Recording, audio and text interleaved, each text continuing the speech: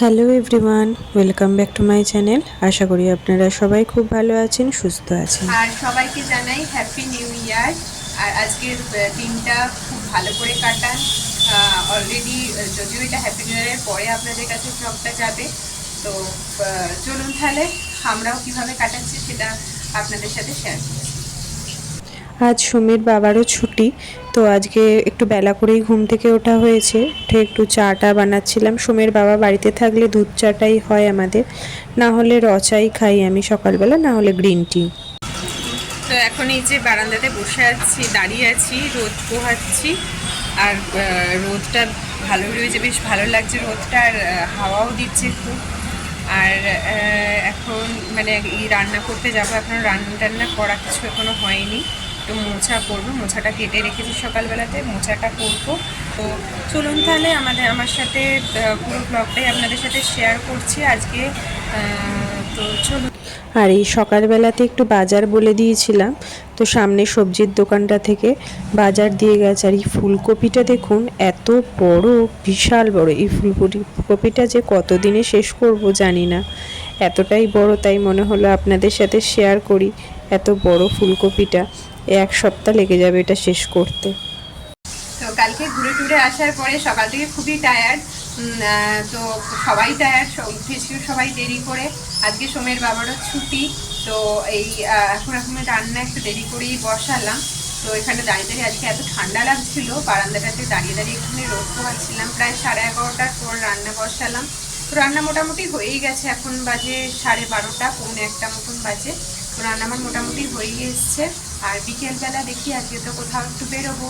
তো কোথায় যাচ্ছি, কি করছি, সেটা সবটাই আপনাদের সাথে শেয়ার করব। তো চলুন তাহলে আজকের ব্লগটা দেখতে থাকুন। এই যে মোচার তরকারিটা আমার এখন হয়ে গেছে। আর এখানে করেছি হচ্ছে আলু ফুলকপি ভাজা। এই শীতকালে আলু ফুলকপি ভাজাটা খেতে ভালোই লাগে। আর একটু এখানে মুসুর ডাল করেছি পাতলা করে, আর একটু মাছ করছি।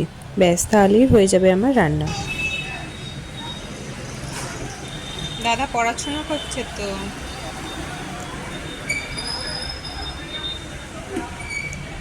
আমরা সন্ধেবেলা একটুখানি বেরোবো, একটু হোটেলে যে রেস্টুরেন্টে যাব সবাই মিলে।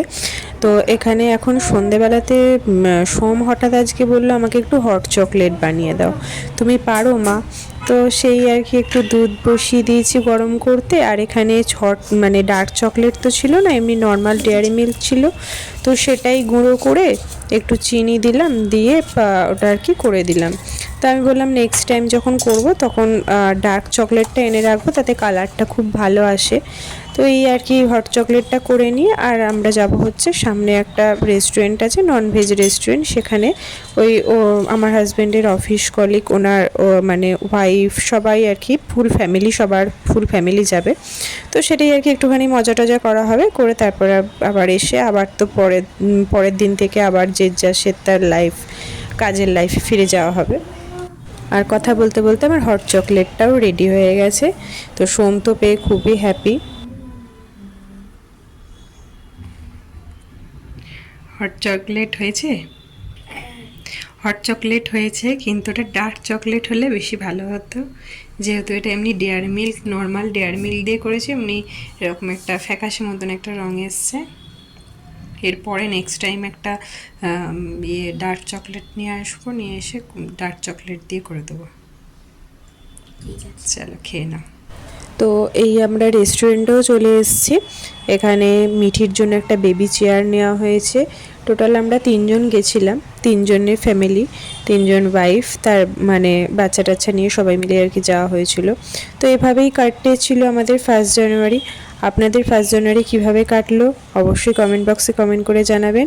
আর আজকের মতন ভিডিওটাও এখানে শেষ করছি। আবার দেখা হবে খুব তাড়াতাড়ি নতুন একটা ভিডিও নিয়ে। ততদিন আপনারা সবাই খুব খুব ভালো থাকবেন, সুস্থ থাকবেন। আবার দেখা হবে নতুন ভিডিওতে খুব তাড়াতাড়ি। তো ততদিন সবাই খুব ভালো থাকবেন, সুস্থ থাকবেন, আনন্দে থাকবেন। আর কিছু ফটো ক্লিপস আপনাদের সাথে শেয়ার করলাম, সবটা ভিডিও করে ওঠা মানে হয়ে ওঠেনি। তো চলুন তাহলে, টাটা আজকের মতন।